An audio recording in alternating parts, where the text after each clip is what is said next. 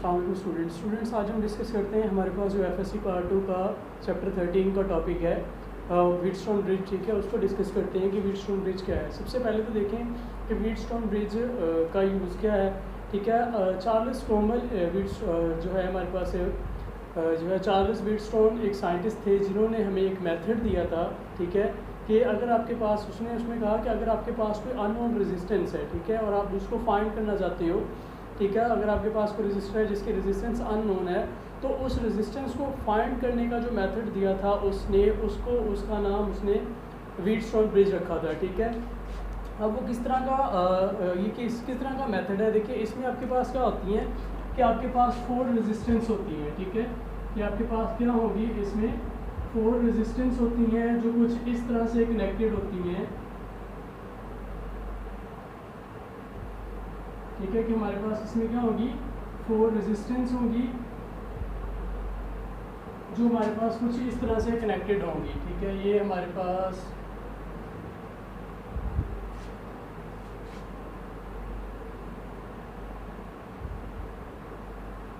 Resistance है R1, ये हमारे पास R2, ठीक है, ये हमारे पास R3 है, ये हमारे पास R4 है, और ये यहाँ पे एक गैल्वानोमीटर लगा हुआ है। ठीक है, फिर ये जो टर्मिनल है इसको नाम देते हैं A का, ये हमारे पास B है। ठीक है, उसके बाद ये मेरे पास C है, ये मेरे पास D है।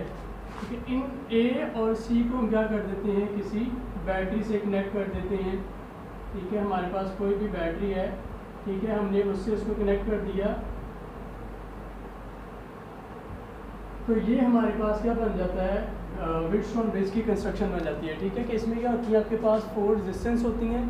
ठीक है, इस तरह से कनेक्टेड है, और एक आपके पास क्या है, गैल्वानोमीटर कनेक्टेड होता है। ठीक है, इसकी रेजिस्टेंस को हम सपोज कर लेते हैं कि जो इसकी रेजिस्टेंस होती है वो क्या होती है, RG होती है। ठीक है, जो आपके पास A और C टर्मिनल होता है उसको हम क्या कर देते हैं, बैटरी से कनेक्ट कर देते हैं। यहाँ पे हमारे पास क्या होता है, एक स्विच लगा हुआ होता है। ठीक है, यहाँ पे हमारे पास क्या है, कोई स्विच S लगा हुआ है। अब वो होता क्या है, देखें, जब हम इस स्विच को क्लोज करते हैं तो इस सर्किट के अंदर हमारे पास क्या करने लगता है, करंट फ्लो करने लगता है। ठीक है, जब इसके अंदर करंट फ्लो कर रहा है तो हम इसको क्या कर लेते हैं, लूप्स, इसके लूप्स बना लेते हैं। इसमें हमारे पास 3 लूप्स बन रहे हैं। एक लूप हमारे पास ये वाला बन रहा है, ठीक है, A D B A, और एक लूप हमारे पास बन रहा है B D C B, और एक लूप हमारे पास बन रहा है A D C A। ठीक है, तो ये हमारे पास लूप बन रहे हैं। हम सपोज कर लेते हैं इसके अंदर जो करंट है वो I1 है, और उसकी जो डायरेक्शन है वो क्या है, एंटी क्लॉकवाइज है। इसके अंदर भी करंट I2 है, और उसकी डायरेक्शन भी क्या है, एंटी क्लॉकवाइज है। इसके अंदर ये जो हमारे पास थर्ड लूप है, इसके अंदर जो करंट की वैल्यू है वो I3 है, और वो भी क्या है, एंटी क्लॉकवाइज है। ठीक है, हमने 3 लूप्स बना लिए हैं। हमारे पास जो पहला लूप है वो क्या है, A B D A है, या A D B A है। ठीक है, दूसरा हमारे पास ये है, तीसरा हमारे पास ये है। ठीक है, ये लूप्स हमने इस तरह से बनाने होते हैं कि कोई भी रेजिस्टेंस जो है, ठीक है सॉरी, कि कोई भी जो रेजिस्टेंस होती है वो क्या होनी चाहिए कि वो 2 टाइम नहीं आनी चाहिए, कि हर लूप के अंदर एक ही मरतबा वो इंक्लूड हो, 2 टाइम्स वो इंक्लूड ना हो। तो ये हमने क्या कर लिए, हमारे पास लूप्स बन गए। अब हम यहाँ पे क्या कर सकते हैं, किरचॉफ लॉ को अप्लाई करते हैं। ठीक है, किरचॉफ लॉ को पहले हम अप्लाई करते हैं ऑन जो लूप है हमारे पास A D B A। ठीक है, A D B के ऊपर हम क्या करते हैं, अप्लाई करते हैं A D B A। इस लूप के ऊपर हम क्या करते हैं, किरचॉफ रूल्स को अप्लाई करते हैं। देखिए, ये हमारे पास रेजिस्टर है, करंट की ये डायरेक्शन हमें गिवन है। देखिए, रेजिस्टर के अंदर जब चार्ज फ्लो कर रहा है तो हीट क्या हो रही है, जो है लॉस करेगा। ठीक है, तो इसके अंदर इसके क्रॉस जो पोटेंशियल डिफरेंस होगा वो क्या होगा, हमारे पास होगा -I1 R1। ठीक है, अब यहाँ पे देखें तो यहाँ पे हमारे पास अगर इस रजिस्टर में देखा जाए तो यहाँ से करंट I3 भी है, और I3 की डायरेक्शन भी है, और हमारे पास I1 की भी I3 है इस डायरेक्शन में। ठीक है, और I2 क्या है, इस डायरेक्शन, I1 क्या है, इस डायरेक्शन में है। ठीक है, कि ये लूप था ना हमारे पास एक, और एक हमारे पास ये लूप है। ठीक है, इस लूप में से I1 भी पास कर रहा है और I3 भी पास कर रहा है। ठीक है, तो इसमें जो होगी जो इसके अक्रॉस पोटेंशियल डिफरेंस होगा वो क्या होगा, I1 minus I3 into R2 R3 आ जाएगा, सॉरी, ठीक है। उसके बाद माइनस, अब ये जो गैल्वानोमीटर है इसमें देखा जाए तो इसमें I1 भी है और I2 भी है। I1 इस डायरेक्शन में है, I2 इस डायरेक्शन में है। तो इस क्रॉस के, इसके क्रॉस जो रेजिस्टेंस होगी वो क्या होगी, वो हमारे पास आएगी I1 minus I2 into R G equal to 0, ठीक है। किरचॉफ्स लॉ के अकॉर्डिंग उसने कहा था जो चेंज इन पोटेंशियल डिफरेंस होता है वो किसके इक्वल होता है, 0 के इक्वल होता है, ठीक है।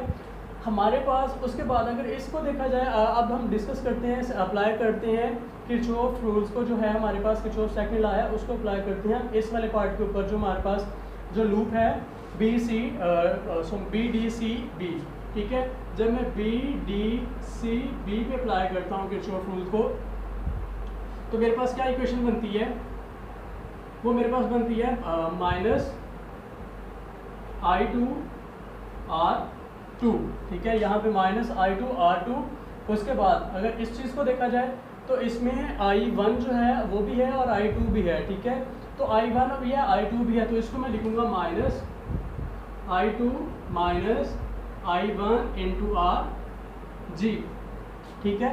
ये मेरे पास आ जाएगा। उसके बाद अगर इसको देखूं R4 को, तो इसमें I2 की डायरेक्शन ये है और I3 की डायरेक्शन ये है, ठीक है। तो फिर यहाँ पे जो होगी वो क्या आएगा, माइनस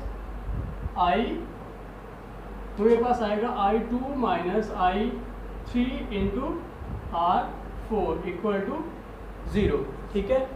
अब व्हीटस्टोन ब्रिज में क्या होता है, वो कहता है कि हम क्या करते हैं, ये जो हमारे पास रेजिस्टेंस होती हैं हम इस तरह से इनको एडजस्ट करते हैं कि गैल्वानोमीटर के अंदर से कोई करंट पास नहीं करता, और इसको हम बोलते हैं कि ये क्या होता है, बैलेंस्ड व्हीटस्टोन ब्रिज होता है, ठीक है। कि ये गैल्वानोमीटर जब स्विच हमारे पास कनेक्टेड है तो पहले इसमें से क्या कर रहा होगा, करंट पास कर रहा होगा, ठीक है। हमारे पास जो ये रेजिस्टेंस है ये एडजस्टेबल है, हम इनको इस तरह से एडजस्ट करेंगे कि इसके अंदर से जो गैल्वानोमीटर है इसके अंदर करंट की वैल्यू क्या हो जाएगी, 0 हो जाएगी जब ये अपनी बैलेंस्ड फॉर्म में आएगा, ठीक है। जब हम बैलेंस करेंगे तो इसके अंदर करंट की वैल्यू 0 हो जाएगी, करंट या यहाँ से पास करेगा या यहाँ से पास करेगा, इस रास्ते के क्रॉस करंट की वैल्यू क्या हो जाएगी, 0 हो जाएगी। जब इस रास्ते के क्रॉस करंट की वैल्यू 0 हो जाती है तो फिर मेरे पास ये जो वैल्यू है I2 माइनस I1 ये क्या होगी, 0 होगी, सॉरी यहाँ पे भी 2 है, ठीक है। तो फिर ठीक है, तो फिर मेरे पास I1 माइनस I2 की वैल्यू क्या होगी, 0 होगी, ठीक है, इन गैल्वानोमीटर,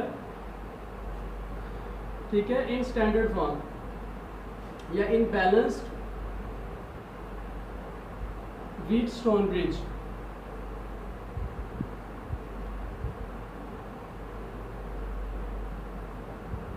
जब बैलेंस्ड व्हीटस्टोन ब्रिज होगा तो गैल्वानोमीटर के अंदर क्या होगा, करंट की वैल्यू 0 होगी। तो in balanced Wheatstone bridge I1 minus I2 किसके इक्वल होगा, 0 के इक्वल होगा। This implies that I1 is equal to I2। तो I1 किसके इक्वल, अगर I1 माइनस I2 0 के इक्वल है, ठीक है, तो मैं क्या करता हूँ I2 को इधर ले जाता हूँ इक्वालिटी से, तो I is equal to I1 is equal to I2 आ जाता है। अब मैं क्या करता हूँ अपनी इस इक्वेशन में I1 को I2 के इक्वल पुट करता हूँ, तो फिर मेरे पास क्या चीज़ बनती है, देखिए I1 किसके इक्वल है, I2 के इक्वल है। तो मैं जहाँ जहाँ पे I1 आ रहा है वहाँ पे क्या कर देता हूँ, I2 को लिख देता हूँ, या आपकी मर्जी है जहाँ जहाँ पे I2 आ रहा है वहाँ पे I1 कर दो, ठीक है। तो ये तो सेम एज इट इज, मैं I1 को लिख रहा हूँ कि I1 किसके इक्वल है, I2 के इक्वल है। तो ये मेरे पास वैसे ही आएगा minus I1 R1 minus I1 minus I3 R3 is equal minus, ये क्या हो जाएगा, I1 माइनस I2 किसके इक्वल है, 0 के इक्वल है। तो ये 0 is equal into R G is equal to 0, ठीक है। उसके बाद अगर इस इक्वेशन में पुट करता हूँ तो ये मेरे पास बन जाती है, अब I2 को मैं लिख रहा हूँ कि I1 किसके इक्वल है, I2 के इक्वल है। तो I2 की जगह पे मैं अब क्या करता हूँ, I1 लिख सकता हूँ। तो I1 R2, ठीक है। यहाँ पे I2 की जगह पे मैं क्या लिख रहा हूँ, I1 लिख रहा हूँ, क्योंकि ये दोनों आपस में क्या है, इक्वल हैं। तो I1 R2 आ जाएगा माइनस I2 माइनस I1, ये 0 हो जाएगा, 0 इंटू आर जी होगा, माइनस अब I2 की जगह पे मैं क्या लिख सकता हूँ, I1 लिख सकता हूँ। तो ये आ जाएगा I1 minus I3 into R4 is equal to 0। ठीक है, अब इसी इक्वेशन को देखता हूँ, मेरे पास ये जो इक्वेशन है ये वाली, इसमें ये वैल्यू मेरी सारी क्या हो जाएगी, 0 हो जाएगी। बाकी मेरे पास क्या रह जाएगा, ये चीज़ रह जाएगी, ये इम्प्लाइज करेगी माइनस R1 I1 R1, ये माइनस है, अगर इसको माइनस को मैं इनइक्वालिटी से इधर ले जाता हूँ तो ये क्या हो जाता है, प्लस हो जाता है। ठीक है, ये यहाँ पे इधर माइनस, ये इसको पहले मैं वैसे लिख लेता हूँ, minus I1 minus I3 into R3 है मेरे पास। ठीक है, इंटू मेरे पास क्या है, R3 इक्वल टू 0। ठीक है, इस वाली इक्वेशन को मैंने लिख लिया। अब मैं इस वाली को लिख लेता हूँ, तो ये वाली मेरे पास इक्वेशन बन रही है I1 minus I1 R2 minus I1 minus I3 R4 is equal to 0। ठीक है, ये मेरे पास बन रही है। अब इस इक्वेशन को अगर मैं मज़ीद सिंप्लीफाई करता हूँ,